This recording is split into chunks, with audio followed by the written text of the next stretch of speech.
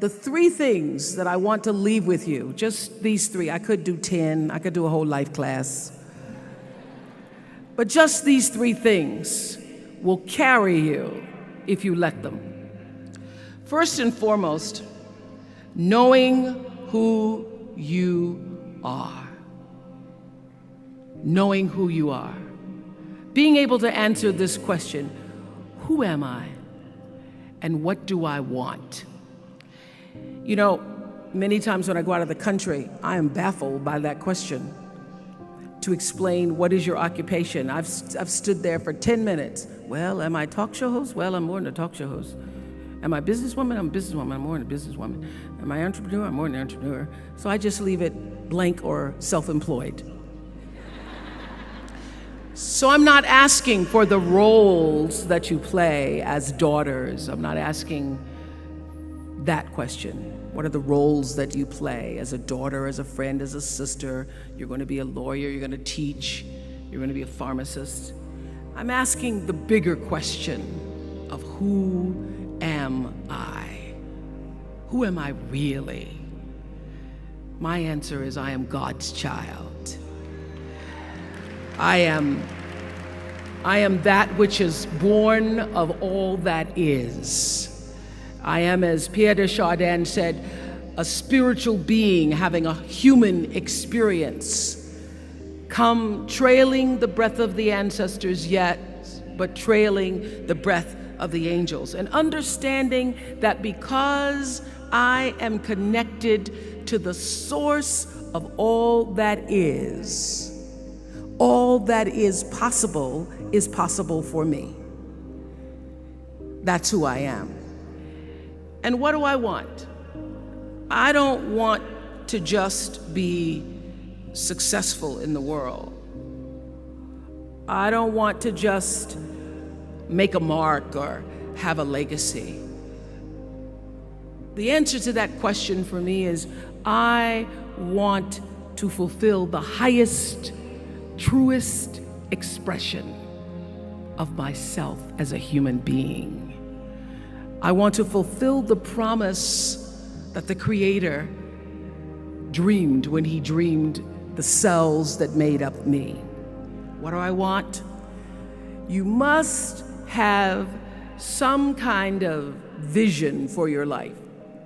Even if you don't know the plan, you have to have a direction in which you choose to go. I never was the kind of woman who liked to get in a car and just go for a ride. I had a boyfriend who would say, let's just go for a ride. I want to know, where are we going? Do we have a destination? Is there a plan? Or are we just riding? What I've learned is that's a great metaphor for life. You want to be in the driver's seat of your own life, because if you're not, life will drive you. So, knowing who you really are in this space and time that we embody. That's number one. What do you want? Who are you? Number two, you must find a way to serve. Martin Luther King said that not everybody can be famous, but everybody can be great, because greatness is determined by service. Now, we live in a world where everybody wants to be famous and where we admire people for just being famous. We think being known brings us value. The truth is, all of that will fade in time. In 3 years, you won't be able to name the housewives of Atlanta. The real truth is that service and significance, service and the significance that you bring to your service is that which is lasting. So to be able to, whatever your occupation or job or talent or gift is, our honorees today getting doctorate degrees, to apparently opposite fields, HIV and AIDS and the spoken word. But what they have in common is service. Using the spoken word in service to community and the world. Using your knowledge and information about HIV and AIDS and medicine in service to the world. And if you look at all the most successful people in the world, whether they know it or not, they have that paradigm of service. Everybody's talking about Mark Zuckerberg and IPO. Service. Jay-Z rapping. Service. Through the word, to people, through song. For many years, I was really just happy to be on TV, and people would stop and say, "Oh, you on TV?" "Yeah, I'm on TV. I like being on TV. It's a nice job."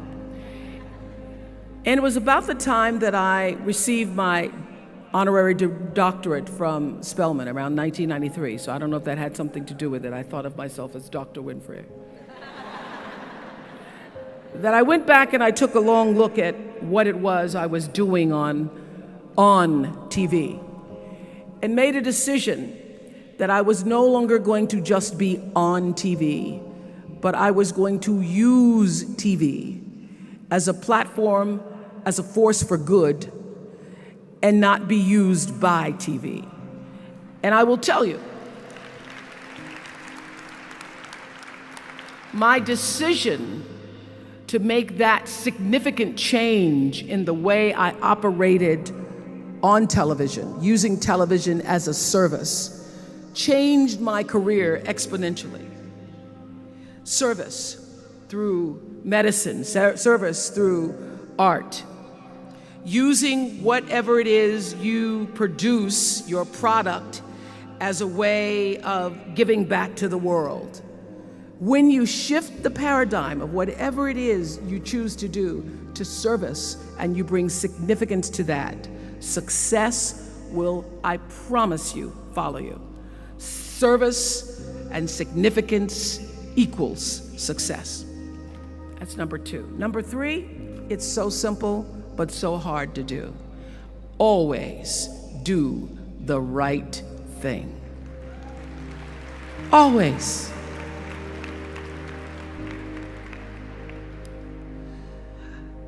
Be excellent. People notice. Think of how you notice. You go to Taco Bell, somebody gives you an extra napkin and some sauce. You notice. You want to go back to that person, because even at Taco Bell, excellence shows itself. Be excellent. Let excellence be your brand. Everybody talks about building a brand. I never even knew what that was. When people say, "You're a brand," I would say, "No, I'm just Oprah." What I recognize now is that my choice to, in every way, in every example, in every experience, to do the right thing and the excellent thing is what has created the brand. Years ago, I did an ad for Revlon for an ad they were doing called Unforgettable Women. And what I know is that when you are excellent, you become unforgettable. People remember you. You stand out. Regardless of what it is, you become an unforgettable woman. And that is what we all want. We want to be unforgettable and not forgettable. So doing the right thing, even when nobody knows you're doing the right thing, will always bring the right thing to you. I promise you that. Why? Because the third law of motion is always at work. For every action, there's an equal and opposite reaction. That is so true in all of our lives. That's what Newton said. Celia in The Color Purple said it.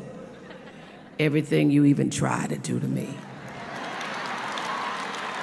already done to you. Everything you even try to do to me, already done to you. So you don't have to worry about revenge or getting back at somebody, making sure they pay You just have to do the right thing, and the right thing will follow you even when people don't support it. I remember many times on my show. There are many shows y'all never saw. And the reason you didn't see them is because I got the last vote. And I remember 2010, my team, hardest working team in television, had done this interview with a woman who turns out she was a Sunday school teacher by day and a sex addict at night. Ooh. And they were like, you won't believe it. We got her going out, and we got her with the men, and we get to show her, and she was willing to show us everything. I sat down with a woman for an interview that was taped. And during the process of the interview, I said, why are you doing this? And she said, oh, I want to help people. I want to tell my story, and I want to help people. I said, do you have children? She says, yes, I have a 10-year-old son. I knew right then, this is never going to see the light of day. So we got off the air, and I said to the lady, we are not going to air that show. And she said, why? My producer said, why? She knew she was being filmed. She knew what she was saying. She knows what you... I said, because her son will never get over it. Her son will never get over it. And it's not worth a rating point to me. Not worth a rating point to me to know that there's a 10-year-old boy who's destroyed because his mother went on the Oprah Winfrey show and told all her business. You do the right thing even when other people think it may not be. And oftentimes, when you make a decision to do the right thing, immediately you're faced with doubt. Was that the right thing? Was that the right decision? I don't know. Was that the right thing? You always know it's the right thing, when in the end, there is peace. You are rewarded by peace in knowing that you did the right thing. The most important thing I have come to know in doing the right thing and making the right choices is understanding what we talked about yesterday. All of you leaving here have the potential for enormous success. There's a price that comes with that. People don't always like you, and they're not always happy for you. And if you surround yourself with people who are not accustomed to your success, they become fearful. They become scared because you are reflecting back something to them that they don't recognize. Now, they're not going to say, you know, I'm very fearful, because you're reflecting back to me something I don't recognize. They're going to say, you know what they're going to say? They're going to say, who she thinks she is. Who she thinks she is. That only happens when you are around people who do not mean and want and aspire to the best for you. People who want the best for you want you to be your best. So my greatest advice to you is to surround yourself with people who are going to fill your cup until your cup runneth over. So when people say you're so full of yourself, you can say, yeah. Yes, I'm full. I'm so full, my cup runneth over. And to know that once your cup runneth over, you cannot spend your life with your gallon-size offerings, offering them to pint-sized people.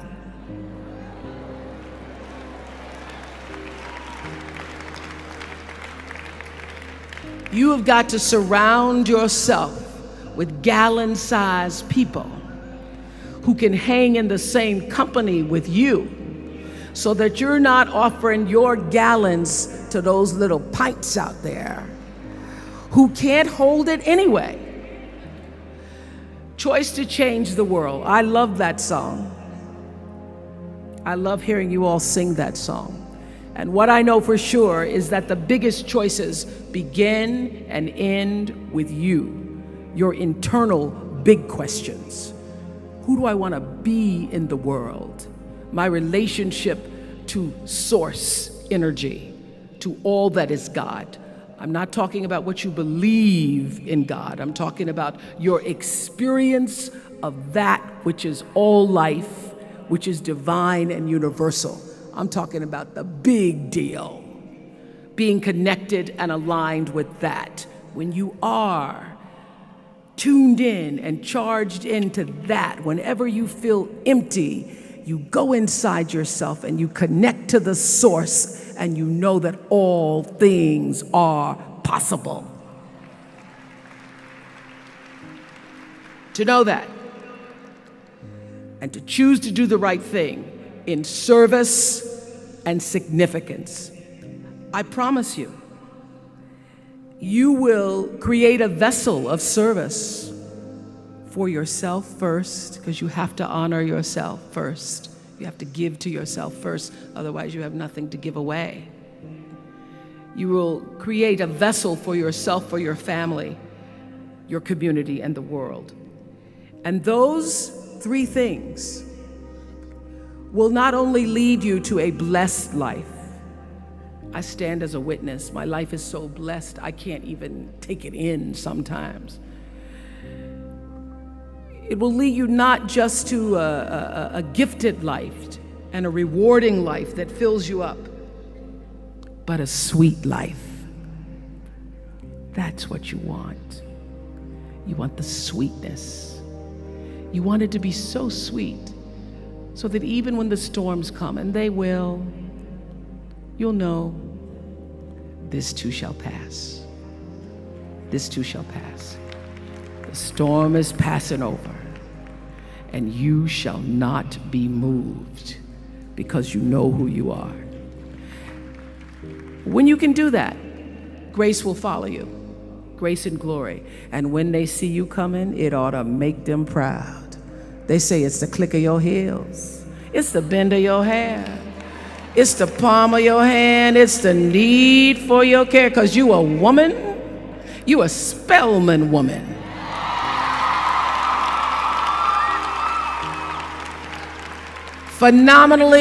Phenomenal class of 2012. Thank you.